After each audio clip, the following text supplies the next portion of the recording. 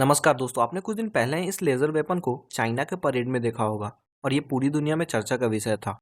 अब इससे रिलेटेड एक बहुत ही बड़ी खबर सऊदी अरब से निकल कर आ रही है, जो डिफेंस टेक्नोलॉजी की दुनिया में तहलका मचा रही है।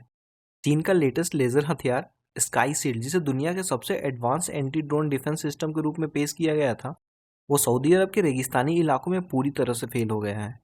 आज हम जानेंगे कि आखिर क्या हुआ था और क्यों चीन का यह महत्वाकांक्षी प्रोजेक्ट इतनी बुरी तरह असफल हुआ। सबसे पहले आइए समझते हैं कि ये स्काई शील्ड सिस्टम है क्या।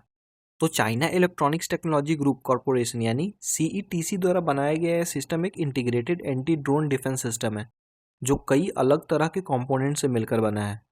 यह सिस्टम 3D TWA रेडार से लैस है, जो 360 डिग्री AES से काउंटर ड्रोन रेडार के साथ मिलकर काम करता है। इसमें दो JN1101 जैमिंग व्हीकल शामिल है, जो इलेक्ट्रॉनिक वॉरफेयर और इंटरसेप्शन की जिम्मेदारी निभाता है। इसका सबसे अहम हिस्सा silent hunter laser directed energy weapon है, जिसे इस पूरे सिस्टम का हार्ट माना जाता है। चीन का दावा है कि यह एक लेयर्ड डिफेंस प्रदान करता है। सबसे पहले रेडार ड्रोन को डिटेक्ट करता है, फिर जैमिंग व्हीकल उसे निष्क्रिय करने की कोशिश करती है, और अगर यह फेल हो जाता है तो आखिरी चरण में लेजर वेपन उसे नष्ट कर देता है। सीईटीसी के अनुसार यह सिस्टम 20 से अधिक देशों को एक्सपोर्ट किया जा चुका है और इसके लिए 100% इंटरसेप्शन रेट का भी दावा किया गया था।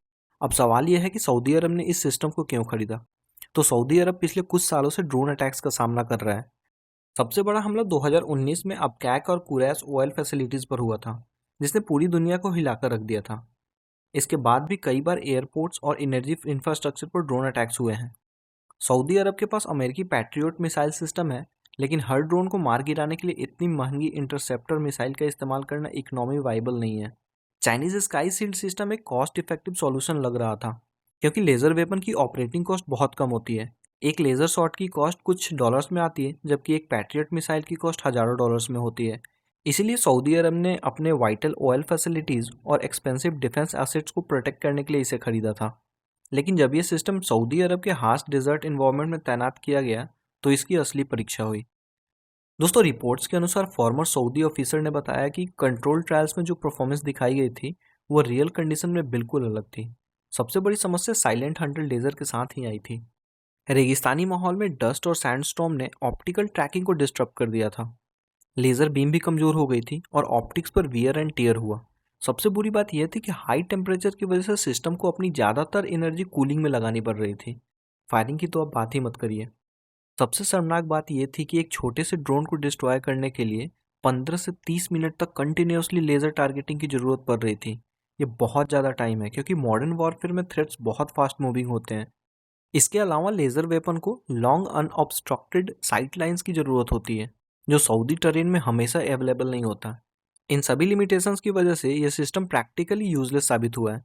दिलचस्प बात यह है कि लेजर कंपोनेंट तो फेल हो गया, लेकिन JN1101 जैमिंग व्हीकल ने बेहतर परफॉर्मेंस दी। इस व्हीकल ने मेजॉरिटी ऑफ ड्रोन्स को सक्सेसफुली न्यूट्रलाइज कर दिया, जो सिस्टम के डिफेंडेड जोन्स में घुसे थे।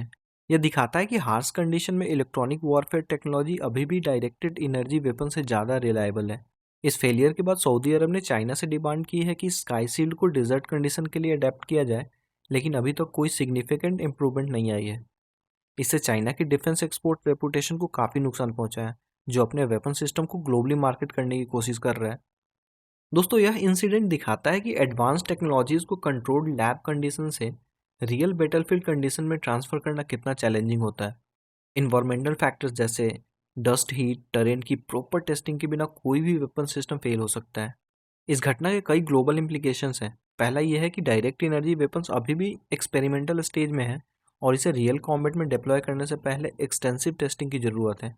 दूसरा, यह दिखाता है कि हर वेपन सिस्टम के लिए इन्वायरमेंटल सूटेबिलिटी चेक करना जरूरी है। तीसरा और सबसे महत्वपूर्ण पॉइंट यह है कि चाइना के डिफेंस एक्सपोर्ट्स की क्रेडिबिलिटी पर सवाल खड़े हो रहे हैं, और अगर चाइना को ग्लोबल डिफेंस मार्केट में अपनी जगह बनानी है, तो उसे अपने वेपन सिस्टम की क्वालिटी और रिलायबिलिटी को इम्प्रूव करनी होगी। तो दोस्तों, यह था चाइना के Sky Shield laser weapon system की फेलियर की पूरी कहानी। यह घटना हमें सिखाती है कि एडवांस टेक्नोलॉजी होना काफ़ी नहीं है, उसका प्रैक्टिकल इम्प्लीमेंटेशन भी उतना ही महत्वपूर्ण है। दोस्तों, अगर आपको ये वीडियो इन्फॉर्मेटिव लगा हो तो लाइक करें, शेयर करें और सब्सक्राइब करना ना भूलें। डिफेंस और टेक्नोलॉजी से रिलेटेड और भी वीडियोस के लिए बेल आइकन को दबाएं और हमारे साथ जुड़े रहें। मिलते हैं अगली वीडियो में, तब तक के लिए जय हिंद।